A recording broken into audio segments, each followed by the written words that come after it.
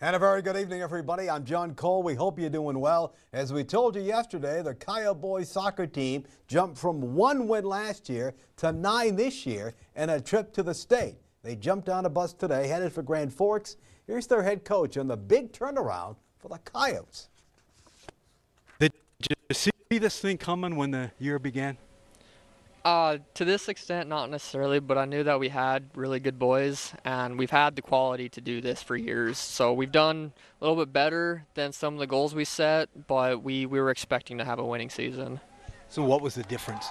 The difference mainly is that the players believed in themselves. We were able to get some good results in our first game or two, and that really stoked the fires that, you know, this is something that we could do. We are a winning team, and we can play with anybody. Your style of play is attack, and try to hang in there in defense. Yep, absolutely. Our philosophy is we don't care how many get scored on us if we can score more, and most of the games we're able to do that. All right, we know what's down there, some terrific teams. How do you hope to come up with a couple wins? Just play our style of soccer, attack, press, and not give them a minute to rest.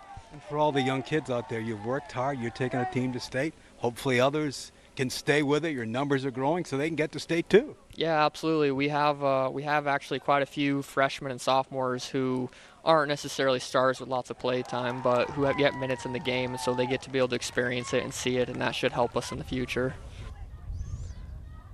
All right, go get them. They will take on the top seed from the East, West Fargo, and that will be at 12 noon. Lady Teton volleyball team home tonight against Dawson at the Well. Action begins at the top of the hour. Lady Tetons were swept by Miles last night on the road. They want to bounce back with a win and even up the season series with those Lady Bucks. This afternoon in Detroit, the young Tigers looking to grab the lead in the divisional series against Cleveland. Let's see if they pulled it off. Bottom of the first, no score. Riley Green base hit to center. Parker Meadows is going to score. That's going to make it 1-0 Tigers. How about that? In the sixth, Spencer Torkelson has been back and forth in the minors. There's a base hit. That's a double. That is going to make it 2-0. They would go on to win 3-0. They now lead the series 2-1 if they can win tomorrow, and that's a big if against the Guards. They would win the series. So the Tigers, the Twins played so poorly, they let them back in the race, and right now they're a win away from getting to the American League Championship Series in New York. Philly has a 1-0 lead on the Mets, and the Mets are up in that series 2-1. So things have been very, very interesting there. There's no question about that.